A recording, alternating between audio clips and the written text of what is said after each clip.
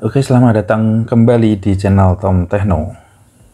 Pada video kali ini saya tidak akan membuat tentang robot, tentang sim trading, tapi saya akan memberikan reaksi tentang ini adanya info dari Bapepti bahwa tentang penyelenggaraan penyampaian nasihat berbasis teknologi informasi berupa expert advisor di bidang perdagangan berjangka komoditi. Kita lihat dulu Instagram dari Bapepti. Nah ini, kawan niaga sudah tahu belum? Bapepti pada tanggal 2 September 2022 telah mengeluarkan peraturan Bapepti nomor 12 tahun 2022 tentang penyelenggaraan penyampaian nasihat berbasis teknologi informasi berupa expert advisor di bidang perdagangan berjangka komoditi.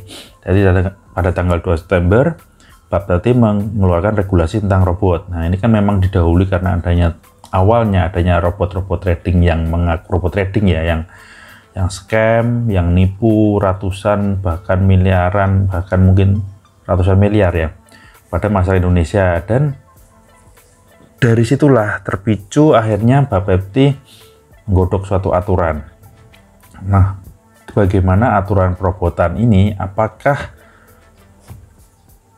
ini nih sudut pandangnya macam-macam. Kalau dari pihak yang develop robot bagaimana efeknya, terus dari dunia pertradingan itu bagaimana, karena dari dulu kan setahu saya robot itu kan yang dibuat personal, saya yang buat, orang buat dipakai. Nah ini sekarang ada regulasinya nih, karena gara-gara robot trading dipakai untuk menipu. Padahal kalau menurut saya penipuan itu sebenarnya malah mengkambing hitamkan robot trading. Jadi mereka tidak pakai robot trading, tapi mereka mengaku pakai robot trading, pakai sistem MLM. Itulah yang salah, sistem MLM-nya. Nah, tapi di sini malah robot tradingnya yang diregulasi. Nah, kita lihat dulu regulasinya seperti apa ya. Oke, ini saya sudah ambil suratnya. Saya ambilkan yang mungkin penting-penting aja ya, karena panjang suratnya. Nah ini peraturan pengawas berjangka perdagangan peraturan Badan Pengawas Perdagangan Berjangka Komoditi Republik Indonesia nomor 12 tahun 2022 tentang penyelenggaraan penyampaian nasihat berbasis teknologi informasi berupa expert advisor di bidang perdagangan berjangka komoditi. Nah di sini mungkin kita perlu lihat dulu definisinya. Kalau peraturan seperti ini biasanya akan mendefinisikan arti-arti kata-katanya atau subjek-subjeknya. Nah, ini kita lihat di sini dulu. Nah, bab 1 tentang ketentuan umum. Nah, di sini dalam peraturan Badan Pengawas Berjangka Komoditi ini yang dimaksud dengan, jadi ada istilah di sini nanti adalah penasihat perdagangan berjangka, yang selanjutnya disebut penasihat berjangka. Nah, nanti kita perlu ketahui dulu, nanti akan selalu menyebut penasihat berjangka di sini, yaitu adalah orang perseorangan atau badan usaha yang menerbitkan nasihat kepada pihak lain mengenai jual beli komoditi berdasarkan kontrak berjangka, kontrak derivatif syariah, dan atau kontrak derivatif lainnya dengan menerima imbalan. Nah, kalau saya pahami penasihat berjangka ini adalah mungkin orang atau lembaga ya yang ngasih sinyal atau ngasih info-info tentang rekomendasi rekomendasi sinyal kepada kliennya. Karena seperti kita ketahui biasanya sekarang di broker-broker lokal itu sering mereka malah mentradingkan, terus memberikan sinyal-sinyal yang bahkan mereka itu sinyalnya ngawur, ngaco. Mereka anak lulusan baru SMA lulusan kemarin jadi insider dan dia memberikan sinyal dan lain sebagainya yang tidak pernah memberitahukan risikonya. Nah inilah yang disebut nanti adalah penasihat berjangka. Nah ada lagi wakil penasihat berjangka, adalah perseorangan yang berdasarkan kesepakatan dengan penasihat berjangka melaksanakan sebagai fungsi penasihat berjangka. Nah wakil penasihat berjangka ini adalah mungkin orangnya. Penasihat berjangka ini adalah mungkin mungkin perusahaannya itu tapi mewakilkan ke marketingnya atau ini jadi disebut wakil penasihat berjangka. Terus ketiga adalah nasihat. Nasihat ini adalah suatu penyampaian informasi ataupun rekomendasi terkait dengan jual beli komoditi berdasarkan kontrak berjangka, kontrak derivatif syariah, dan atau kontrak derivatif lainnya. Ya, nasihat lah. Terus ini ada yang keempat ini yang akan kita bahas di sini. Nasihat berbasis teknologi informasi berupa expert advisor. Nah, biasanya nasihatnya kan orang ngomong, sinyalnya gini, buy di sini, sell di sini, take profit di sini, stop loss di sini. Nah, itu nasihat ya. Nah, ini maksudnya di sini nasihat berbasis teknologi. Nasihat ini adalah diwakilkan berupa software atau robot, yaitu expert advisor. Jadi, expert advisor ini dianggap sebagai nasihat, tapi pada kenyataan expert advisor ini langsung memutuskan untuk jual maupun beli.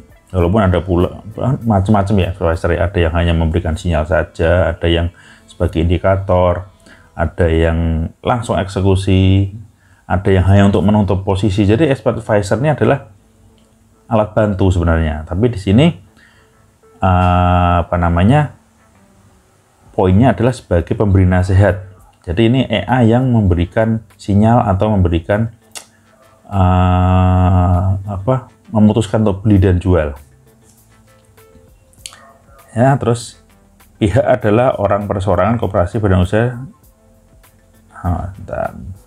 Nah, klien adalah pihak yang menggunakan jasa penasihat berjangka untuk mendapatkan nasihat. Jadi, kliennya adalah orang yang menerima, klien yang menerima nasihat tadi, baik dari orang maupun dari expert advisor.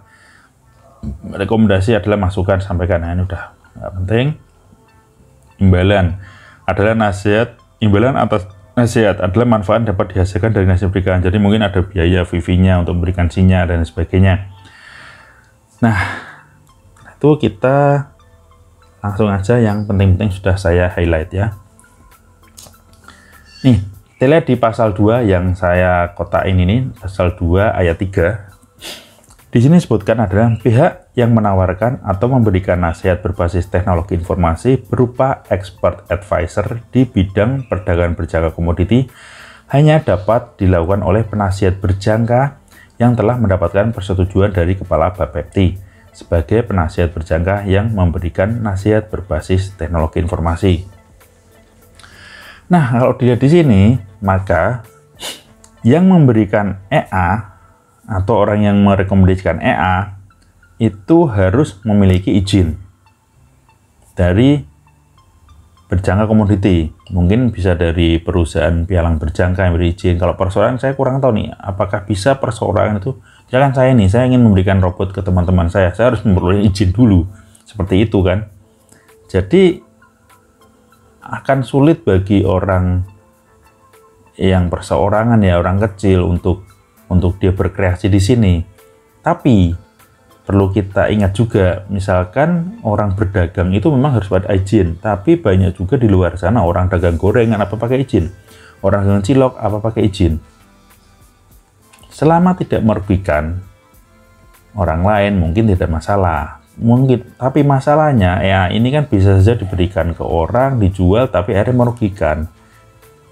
Nah, merugikan ini nanti akan timbul masalah berikutnya. Misalkan orang yang mengadu ke polisi, melaporkan, dan Anda sebagai yang memberikan EA akan gimana? Nggak punya legalisasinya di sini. Nah, ini akan membuat kalau saya sendiri ya jadi malas untuk memberikan robot ke rekan-rekan di sesama Indonesia karena ada risiko di sini. Saya mending kalau ada robot saya share ke orang luar saja karena di sana tidak mungkin ya, tidak ada aturan seperti ini karena jelas-jelas ada website penyedia layanan robot untuk marketplace-nya robot, marketplace indikator, sinyal, dan lain sebagainya.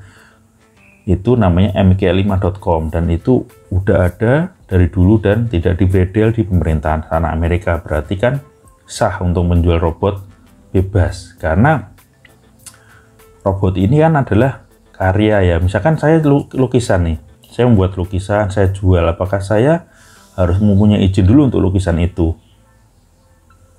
Kalau saya salah tolong koreksi di komen ya, karena saya juga bukan ahli hukum, cuman saya pakai logika aja. Robot ini adalah karya seni yang bisa digunakan untuk instrumen finansial, bisa merugikan, menguntungkan. Maka dari itu memang jangan memberikan omongan yang bombastis, tapi harus mereka tahu risikonya dulu. Kalau saya akan mereka berikan trial dulu, coba silahkan, mau coba berapa lama, kalau sudah fix, sudah pasti yakin Anda tahu risikonya, Anda bisa gunakan. Ya, jadi ini seperti seni menurut saya, kayak orang seniman menggambar terus dia menjual. Apakah dia harus berizin dulu untuk satu-satu jenis lukisan itu atau untuk badannya dia, badan lukisan? Kayaknya ya begitu deh, Anda bisa simpulkan diri ya. Lanjut. Nah, ini pasal 3. Tadi itu pasal 2 ya, sekarang pasal 3 ayat 3. Penasihat berjangka berhak memperoleh imbalan dari klien atas penyampaian nasihat berbasis teknologi informasi. Nah, kalau ini sih malah menguntungkan pihak penyedia informasi ini ya. Jadi bisa menarik biaya, misalkan langganan sinyal bulanan atau memperoleh biaya dari persewaan robotnya, AI-nya. Cuman memang harus yang legal kalau menurut aturan ini. Jadi tidak bisa orang-orang umum itu menyewakan robot itu akan melanggar aturan dari Bapepti ini. Lanjut ya. Pasal 4 ayat 2 bagian C. Bentar, saya bacain dulu ini ya. Pasal 4 ayat 2, persyaratan untuk mendapatkan persetujuan sebagai penasihat berjangka yang dapat memberikan nasihat berbasis teknologi. Nah, ini syaratnya untuk memperoleh persetujuan dari Bapepti itu adalah ini. A. Izin usaha sebagai penasihat berjangka dari Kepala Bapepti. Nah, dia harus punya izin dari Kepala Bapepti.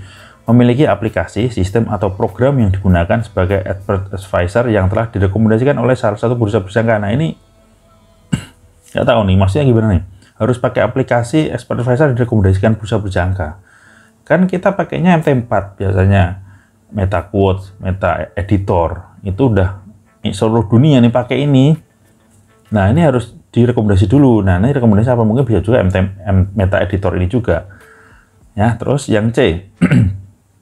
Bukti perjanjian kerjasama dengan pengembang atau perusahaan yang membuat aplikasi, sistem, atau program yang dipergunakan sebagai expert advisor dalam hal aplikasi, sistem, atau program yang dipergunakan sebagai advisor dimaksud tidak dibuat sendiri. Nah, ini maksudnya gini, jadi broker nih atau pialang berjangka, misalkan nih menyarankan nih pakai AI ini, itu harus jelas AI-nya itu dari pengembang mana. Jadi bukan saya buat terus atau dia menemukan di internet, download, share, itu nggak boleh. Harus jelas dia AI-nya dari siapa, pengembangnya dari mana, pengembangnya legal atau tidak. Terus di sini juga disebutkan bahwa EA tidak boleh dikembangkan diri. Jadi broker itu nggak boleh buat EA sendiri. Jadi harus bekerjasama dengan pihak ketiga yang meng-create EA, bisa dari perusahaan-perusahaan teknologi dan lain sebagainya. Kayaknya kalau menurut saya juga absurd juga ini, karena robot banyak diproduksi atau dibuat oleh orang-orang awam, orang-orang yang tidak, notabene tidak ada perusahaan. Ya kayak tadi pelukis, orang lukis harus bergabung ke perusahaan lukis, ya kan? Oke, silahkan menilai sendiri. Lanjut. Nah, ini sistem aplikasi sistem atau program digunakan sebagai advisor. Pada ayat 2 huruf B paling memiliki fitur open dan close, pasti sudah ada. Mengubah stop loss dan target profit bisa untuk dirubah-rubah, bisa dibuat. Mampu melakukan teknikal, oke, bisa. Mampu perhitungan data statistik, ya betul. Algoritmik, betul. Mampu mengirim peringatan atau notifikasi dari hasil berdasarkan sesuai dengan setting yang ditentukan sebelumnya. Nomor E ini betul. Tidak berhenti 24 jam, betul. Atau 24 jam non-stop jalan, betul.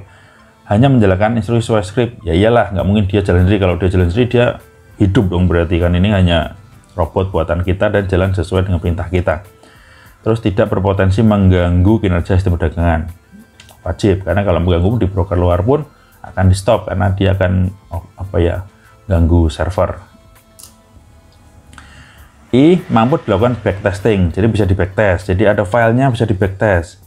Tapi menurut saya tidak semua robot bisa di backtest. Misalkan membuat robot dalam bentuk multi time frame atau korelasi antar pair, atau robot yang multi pair ya. Multi pair itu gimana backtestnya? Kalau MT4 nggak bisa, kalau MT5 saya kurang tahu, mungkin bisa MT5.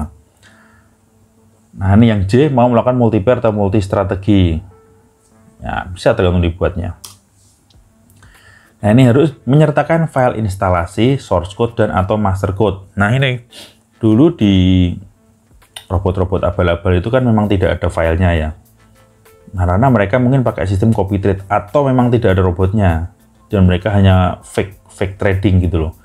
Yang penting bagi kelihatan profit bagi hasil seperti itu. Nah, di sini sudah digodok nih aturan itu, harus menyertakan file instalasi. Masalahnya harus menyertakan source code atau master code. Kalau saya programmer, saya coder, saya sertakan robot dan master code saya, ya jelas nanti yang beli satu orang dia bisa jual kemana-mana lagi. Atau yang beli satu orang dia bisa pakai kemana-mana. Dia tinggal nyali coder yang bisa ngoprek, bisa ngedit, banyak di sini, di luar negeri. Murah, nggak mahal. Apalagi ada source code-nya.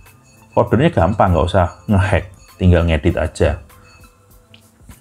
Starlink saya kotak juga yang berempat. Fitur dimaksud pada ayat 3 wajib terlebih dahulu dilakukan verifikasi oleh salah satu bursa berjangkaan. Jadi robotnya harus diverifikasi dulu. Jadi sebelum kita share ke orang lain, kita daftarkan, kita diverifikasi robotnya bagaimana. Ngemudeng saya ini aturan seperti ini. Ya, ini dari sisi saya sebagai coder ya, saya merasa nggak nyaman aja dengan aturan seperti ini. Terus nomor 5, permohonan untuk memperoleh persetujuan sebagai penasihat berjangka yang dapat memberikan nasihat berbasis teknologi informasi harus diajukan oleh penasihat berjangka kepada Kepala Bapepti dengan menggunakan formulir nomor IPSBNE dan melengkapi syarat dokumen tercantum dalam lampiran peraturan berikut ini. Pada ini harus daftarkan dulu robotnya, tidak bisa. Jadi robotnya harus dari developer yang berlegal. Robotnya juga didaftarkan dulu ke Bapepti. Apakah layak untuk di-share ke orang atau tidak. Kemudian ini ada klausul, yaitu penasihat berjangka dilarang menjanjikan bahwa penggunaan ini adalah profit pasti, konsisten, dan atau bebas resiko. Memang banyak yang jualan robot atau menawarkan robot itu bilang anti MC lah, profitnya pasti, nggak ada lohnya. Padahal di balik itu selalu ada risikonya. Kalau orang sudah paham trading lama sih nggak apa-apa, dia akan tahu, lah ini omongan iklan aja. Tapi banyak masyarakat kita itu yang karena sosial media sekarang berkembang seperti ini, jadi tahu, tapi tidak dalam. Kayak dulu saya mengenal forex ini adalah dari baca buku, saya baca buku, saya cari literatur. Sekarang dari iklan yang bombastis ya bla bla bla, selalu udah jadi kaya, modal kecil bisa hasilnya besar. Menyesatkan. Apalagi orang mikir robot, wah robot canggih nih. Dulu awal saya mikir robot juga canggih, robot bisa menganalisa bla bla. Nanti robot canggih lah kayak di film-film gitu loh, nggak akan loss karena dia akan tahu ini kalau begini berarti akan turun, akan naik. Padahal robot itu yang buat juga manusia itu trader bagus apa enggak. Kalau tradernya misalkan bagus, apakah codingnya sudah bagus apa enggak, bisa mewakili apa yang diutarakan tradernya. Terus juga sebagus apapun trader pasti membutuhkan money management atau risk management, karena tidak mungkin win rate itu 100%. Yang terkenal Simon itu saya lupa namanya, itu aja 50% loh win rate-nya loh. Tapi dia kelola risiko itu dengan baik, misalkan pasang stop loss atau bagaimana sehingga bisa bertahan lama dalam tradingnya. Jadi pakai Abu tetap harus pakai manajemen risiko atau manajemen modal. Jadi tadi tidak boleh ya menjanjikan profit pasti, konsisten atau bebas risiko apalagi. Nah, terus ini saya kotain lagi yang E, menawarkan pembagian keuntungan atau profit sharing. Jadi tidak boleh profit sharing. Banyak di luar sana menggunakan robot ya, kayak yang robot bodong itu ada profit sharingnya kan? Itu tidak boleh. Jadi memang konsepnya ini tuh sebenarnya mengacu pada kayaknya ya. Itu karena ada robot bodong itu. Jadi berusaha yang dibodong-bodong itu dijadikan klausul di sini. Tidak berawal dari murni robot trading yang ada. Jadi karena ada risiko fraud kemarin itu, ada penipuan di mana-mana, dibuatlah ini. Jadi mengarahnya ke situ. mungkin perlu dikaji lagi kalau menurut saya. Terus tidak boleh menjalankan sistem MLM, jadi tidak boleh pakai MLM, tidak boleh profit sharing. Nah, semua ini kan ada di robot trading available nih. MLM, profit sharing, ya kan, menawarkan profit konsisten, 3 ini ada di situ semua. Jadi memang ini dibuat tuh sebenarnya untuk itu. Tapi dengan dibuat seperti ini, banyak pihak yang kena, kayak misalkan coder-coder yang asli coder robot atau asli penjual robot yang kecil ya, kecil-kecil tidak punya badan usaha, itu jadi kena aturan seperti ini. Toh walaupun ya seperti tadi awal saya bilang, dagang cilok pun harusnya pakai legalisasi, tapi nyatanya enggak. Orang jual gorengan di pinggir jalan juga enggak kena kan. Orang jual apa martabak enggak ada, mungkin enggak ada juga, kecuali yang gede perusahaannya. Oke, lanjut. Ini tadi kota enak yang tidak dibuat sendiri ya, jadi memang broker tidak boleh buat sendiri nih, nggak boleh dia membuat untuk diberikan ke kliennya, berarti menurut saya baca seperti itu. Harus menyertakan manual book, oke ini biasa.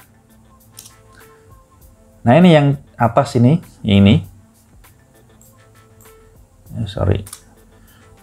harus menyertakan transparansi algoritma yang digunakan termasuk penjelasan strategi dan sistem perdagangan. Ini absurd banget. Masa ya saya sertakan algoritmanya? Kalau saya misalkan tahu algoritmanya, saya buat robotnya sendiri. Saya pakai sendiri, saya nggak salah. Saya gunakan, saya pakai sendiri. Saya nggak jual loh. Salah saya di mana? Kalau saya tahu algoritmanya. Makanya aneh kalau misalkan harus menyertakan algoritma ini, ya nggak mau dong. Dia jualan satu robot dan mengekspos robotnya. Ya udah, jual 1 tumbuh 1000 dibuat orang lain. Karena algoritmanya kelihatan. Karena di forex ini beda ya sama di saham sama kripto ya. Saham kripto itu kan simple algoritmanya ya. Kalau misalkan saham ya perusahaannya dicek baik apa enggak.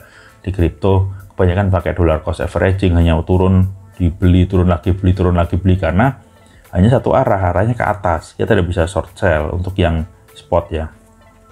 Nah, kalau forex ini itu kan ada keunikan di situ. Misalkan dia saat unik lah, forex itu analisanya unik-unik.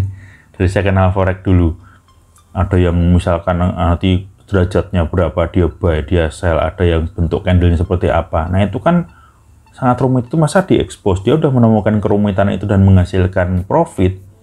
Kalau diekspos ya mesti nggak mau. 100% saya yakin deh, yang buat robot tuh nggak mau ngekspos algoritmanya. Kalau terekspos ya tinggal saya copy paste aja ke coder yang lain untuk membuatin yang bisa. Nah, terus ini lagi nih, lanjut ya. Yang catatan transaksi selama periode 5 tahun. Jadi kalau mau pakai robot harus menunjukkan performanya selama 5 tahun. Mungkin di amiga5.com-nya itu ada yang umur 5 tahun, kayaknya nggak mungkin ada deh yang sekarang nih, atau yang di Indonesia ya. Jadi jika Anda mau mulai jualan robot setelah ada aturan ini, 5 tahun ke depan persiapkan, dan baru Anda bisa jualan. Oke? Saya hanya mereaksi aja, dan sama unek-unek saya. Nah, ini dalam perjanjian klien yang berencana menggunakan expert advisor, penasihat berjangka wajib pertimbangan. Klien harus memiliki margin 50 juta paling sedikit, coba. 50 juta ya mungkin pakai martingale tapi nolnya 0,01 atau pakai average 0,01, aman, tapi profitnya nggak sebanding sama resikonya ya kan. Dan ini klien harus memiliki pemahaman tentang perdagangan forex dulu atau berjangka komoditi.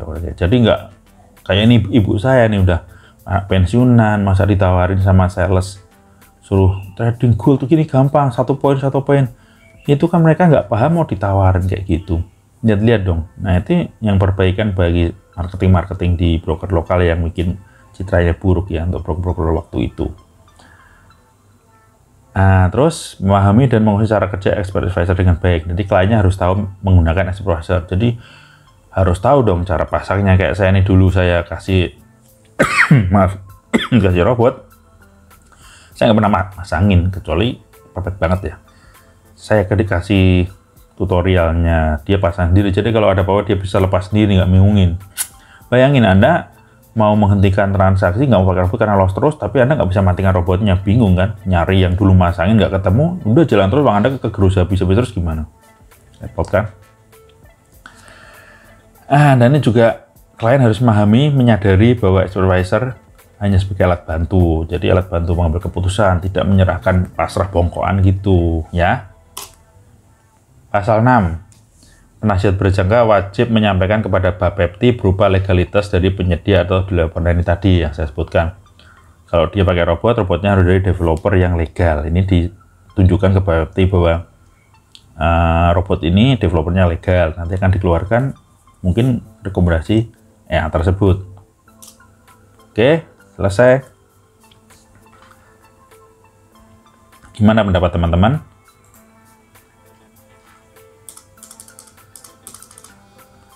Gimana pendapatnya? Kalau menurut saya ini akan mengebiri kreativitas bagi para coder ya. Seniman, menurut saya seniman robot, seniman coder ini kan menurut saya kayak seni kok, saya buat sendiri nih. Jadi kayak susah ngomongnya. Jadi ada kepuasan gitu loh. Saya membuat sesuatu nanti ternyata berhasil, walaupun nanti nggak selamanya berhasil ya, nanti berapa tahun, berapa bulan nanti ternyata nggak cocok lagi, kita harus update lagi algoritmanya. Ini kayak seni, jadi saat meng-create satu robot itu ada kepuasan. Mungkin mirip kayak orang yang pelukis, yang ngelukis satu kanvas, nanti rasanya bagaimana, terus hasil itu dihargain sama orang, itu ada perasa kebanggaan di sini. Ini akan hilang seperti ini, kalau ada aturan seperti ini. Karena aturan ini kayaknya dibuat untuk mencegah orang terperosok ke robot trading abal-abal yang berbasis MLM, yang scam-scam kemarin, bukan untuk orang yang membeli robot ke perseorangan atau membuat robot atau membuatkan robot. Ya, jadi nggak bisa ngomong saya nih aturan ini. Moga-moga nanti bisa ada revisinya. Ada apa yang berpihak kepada coder-coder kecil ya, seperti saya, seperti yang lain banyak lah.